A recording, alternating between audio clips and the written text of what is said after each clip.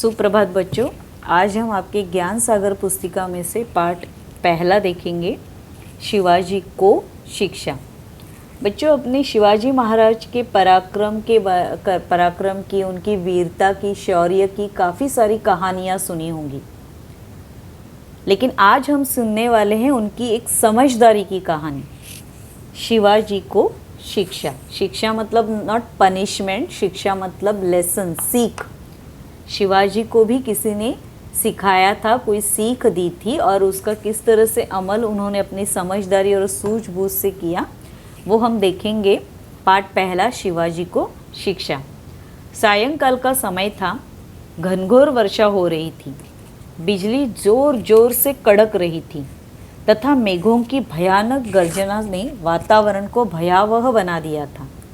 एक किसान अपनी झोपड़ी में बैठे दुख सुख की बातें कर रहे थे। वर्षा के कारण आज किसान अपने खेतों पर काम करने नहीं जा सका था। उसकी पत्नी रात का भोजन तैयार कर रही थी। तो बच्चों, शाम का समय था और बारिश का मौसम था। घनघोर वर्षा हो रही थी, बिजली कड़क रही थी, मेघ गर्जन कर रहे थे, और एक किसान दंपत्ति पति पत्नी झोपड़ी में बैठे बैठे बातें कर रहे थे। अचानक किसी ने दरवाज़ा खटखटाया और आवाज़ दी, अंदर कोई है? किसान ने दरवाज़ा खोलकर देखा तो सामने 20-21 वर्ष का एक युवक खड़ा था। वह गोरे रंग का था, उसका कद सामान्य था, उसकी आँखों से आत्मविश्वास टपक रहा था। वर्षा में उसके कपड़े पूरी तरह भीग गए थे, कपड़ों से पानी टपक रहा था, इतना भीग गए थे वे बारिश के कारण। वह बहुत थका हुआ लग रहा था। उसकी कमर पर तलवार लटक रही थी। देखने में वह सिपाही जैसा लग रहा था। सामने उसका घोड़ा खड़ा था। किसान ने उससे पूछा, क्या बात है भाई? युवक बोला, मैं एक राहगीर हूँ, या राहगीर मतलब यात्री, सफ़र करने वाला। मार्ग भटक गया हूँ, वर्षा में पूरी तरह भीग गया हूँ।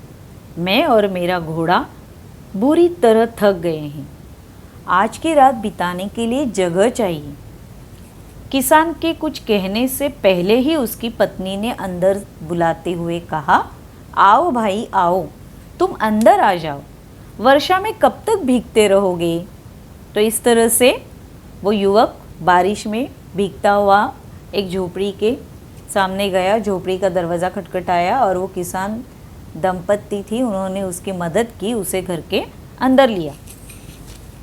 किसान की पत्नी ने उसे अंदर बुला लिया। उस युवक को उसने बदलने के लिए कपड़े भी दे दिए।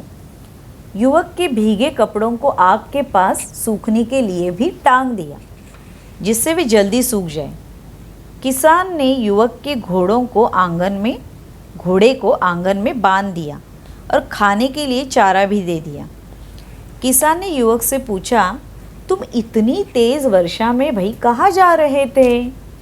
युवक बोला, कुछ ज़रूरी काम था। जब मैं घर से निकला था तब इतनी बारिश नहीं हो रही थी, लेकिन मैं मार्ग भटक गया और अब इतनी बारिश तेज़ हो गई है कि आगे जाना मुश्किल हो गया है।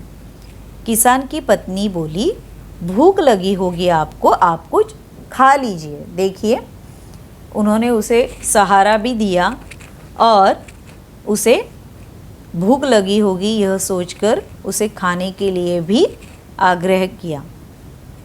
अतिथि देवो भव कहते हैं ना हम, उसी तरह। युवक ने कहा, नहीं नहीं, मैं खाना नहीं खाऊंगा, मैं सोना चाहता हूँ। किसान बोला, यह नहीं हो सकता, हम निर्धन गरीब अवश्य हैं, लेकिन घर आए अतिथि को भूखा थोड़ी ही सोने देंगे। जो कुछ रूखा सूखा हम खाते हैं वही तुम भी खा लो। युवक इस प्रेम भरे आग्रह को टाल न सका। किसान की पत्नी ने युवक तथा किसान के आगे केले के पत्ते रख दिए। अब वो गरीब थे ना, आपकी जैसे उनके घर में कांच के या स्टील के प्लेटें नहीं थी, तो केले के पत्ते पर ही खाना परोस दिया। पत्तों पर उसने भात परोसा और कढ़ी लाने गई। शीघ्र ही वह कढ़ी लेकर आई और परोसने के लिए युवक के पास आकर रुकी। स्त्री ने भात पर कढ़ी परोसी तो वह पत्तल पर बहने लगी। युवक उसे एक ओर से रोकता तो वो दूसरी ओर से बहने लगती। युवक की समझ में नहीं आ रहा था कि वह कड़ी को रोकने के लिए करे तो क्या करे। युवक की परेशानी देखकर किसान की पत्नी को हंसी आई। किसान तो चुपचाप देखता रहा और कुछ न बोला, पर उसकी पत्नी से चुप न रहा गया। वह बोली, तुम तो शिवाजी की तरह बुद्धू हो। तो बच्चों क्यों हंसी किसान की पत्नी? क्योंकि पत्तल पे परोसा था और जैसे उसने कढ़ी परोसी वो पत्तल पर बहने लगी। अब उसे क्या करना चाहिए था? आपको समझ में आया वो क्यों बहने लगी? और इस पर हंसते हुए उसने कहा कि तुम शिवाजी की तरह बुद्धू हो। तो अब शिवाजी कैसे बुद्धू हो गए देखते हैं। शिवाजी का नाम सुनते ही वो युवक चौंक गया और बोला, क्यों शिवाजी बुद्धू कैसे हैं? स्त्री बोली, भात में कढ़ी लेने से पहले उसमें एक छोटा सा गड्ढा कर लेना चाहिए, नहीं तो कढ़ी रुक नहीं सकती। तुम्हें इतना भी नहीं मालूम कि जब भी आपको भात पर कढ़ी लेनी है तो वो भात की जो ढेर है, चावल की ढेर है, उसमें एक गड्ढा कर लेना चाहिए ताकि मैं उसमें कढ़ी परोस सकूँ और वो उसमें रुक जाएगी, वरना वो बह जाएगी। किसान अपनी पत्नी से बोला, तुम्हें यह नहीं मालूम कि ये बड़े आदमी हैं? बड़े आदमी कटोरी और थाली में खाते हैं। अगर इन्हें पत्तल में खाना नहीं आता तो इसमें हंसने की क्या बात है? युवक बोला, मुझे तो कढ़ी भात खाना ही नहीं आता, इसलिए मैं तो बुद्धू हूँ। लेकिन ये शिवाजी कौन है? उसे आप बुद्धू क्यों कहती हैं? किसान ने बात को टालना चाहा, परंतु युवक यह जानना चाहता था कि शिवाजी बुद्धू कैसे हैं। किसान की पत्नी बोली, शिवाजी महाराष्ट्र पर अपना राज्य करना चाहते हैं, इसीलिए सुल्तान से लड़ते रहते। युवक ने पूछा, सुल्तान से लड़ना क्या पागलपन है? स्त्री बोली, यह बात नहीं है, वो तो बहुत बहादुर है। देश में उसके जैसा दूसरा शूरवीर राजा कोई भी नहीं है। इतने शिवाजी महाराज वीर, बहादुर, शूर, पराक्रमी हैं। वर्षों बाद ऐसा पराक्रमी योद्धा पैदा हुआ है जो देश पर स्वराज्य कायम करना चाहते हैं, स्वराज्य लाना चाहते हैं, अपने खुद का राज्य लाना चाहते हैं। फिर तुमने उसे बुद्धू क्यों कहा? युवक ने पूछा। स्त्री बोली, मैंने उसे बुद्धू इसलिए कहा क्योंकि उसका लड़ाई करने का तरीका ही गलत है। तरीका गलत है? वह कैसे? युवक ने पूछा। स्त्री बोली, शिवाजी गांव पर कब्जा तो कर लेता है, परंतु किलों पर अधिकार नहीं करता। सुल्तान के सैनिक मौका मिलते ही किले से बाहर निकल आते हैं और मारधाड़ करते हैं। फिर शिवाजी को पीछे हटना पड़ता है। वह यह नहीं समझता कि स्वराज्य कायम करने के लिए उन्हें पहले किलों पर कब्जा कर लेना चाहिए। देखो बच्चों, किलों पर क्यों कब्जा कर लेना चाहिए? वो क्या कहना चाहते कि शिवाजी महाराज अगर स्वराज्य लाना चाहते हैं तो उन्हें जो किले हैं, प्रतापगढ़, रायगढ़, शिवनेरी, ये शिवाजी महाराज के जो किले थे, उन्हें उन किलों पर जाकर पहले अपने काबिज कर लेना चाहिए, कब्जा कर लेना चाहिए।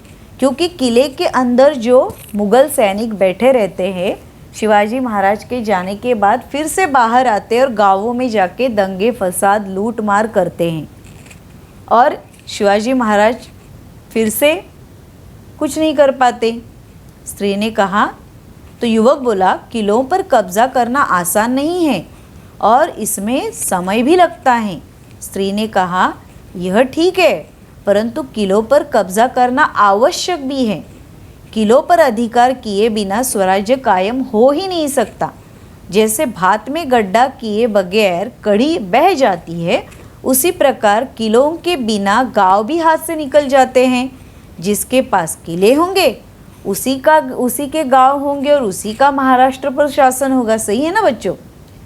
कि अगर आप किलों पर कब्जा शिवाजी महाराज नहीं कर रहे हैं तो मुग़ल शासक अंदर जाके छुपकर बैठ जाते हैं, मुग़ल सैनिक किलों के अंदर, और फिर जैसे ही शिवाजी महाराज निकल जाते हैं फिर से गाँव में आके लोगों को तंग करना शुरू कर देते हैं। तो जब वो किला ही अपने हाथ में ले लेंगे और मुग़ल सैनिकों को हरा देंगे, किलों को अपने पास ले लेंगे, तो उस किले के जो आसपास गांव हैं वो भी शिवाजी महाराज के हक में आ जाएंगे, अधिकार में आ जाएंगे। और इस तरह धीरे धीरे एक एक किला और उसके आसपास के गांव लेते लेते ही शिवाजी महाराज महाराष्ट्र पर स्वराज्य ला सकेंगे। युवक को स्त्री की बात अब समझ आ गई। खाना खाने के बाद उस स्त्री ने युवक का बिस्तर लगा दिया, पर युवक को रात भर नींद नहीं आई। सुबह होने पर वह चुपचाप उठकर चला गया। इस घटना को कई साल बीत गए। किसान दंपति अब वृद्ध हो गई, बूढ़ी हो गई। महाराष्ट्र में शिवाजी महाराज का शासन भी कायम हो गया। उनके राज्याभिषेक की तैयारियां होने लगी। एक दिन बूढ़ा किसान अपनी झोपड़ी के बाहर बैठा था। उसी समय बहुत से घुड़सवार वहां आकर रुके और किसान से कुछ पूछा। घुड़सवार के नेता ने कहा, यह वही व्यक्ति है जिसे शिवाजी ने आमंत्रित किया है। शिवाजी ने आमंत्रित किया है? यह सुनते ही किसान घबरा गया और बोला, क्या बात है? मुझसे कोई अपराध हुआ है जो शिवाजी महाराज ने मुझे बुलाया है? सिपाहियों के सरदार ने कहा, हमें छत्रपति शिवाजी ने आज्ञा दी है कि हम आपको उनके द्वारा भेजी हुई भेंट दे दें और आपको अपने साथ उनके राज्याभिषेक में रायगढ़ ले आएं। सिपाहियों ने चांदी के 2 थाल किसान के सामने रख दिए। एक थाल में किसान के लिए धोती, कुर्ता और दूसरे थाल में उसकी पत्नी के लिए साड़ी और आभूषण थे।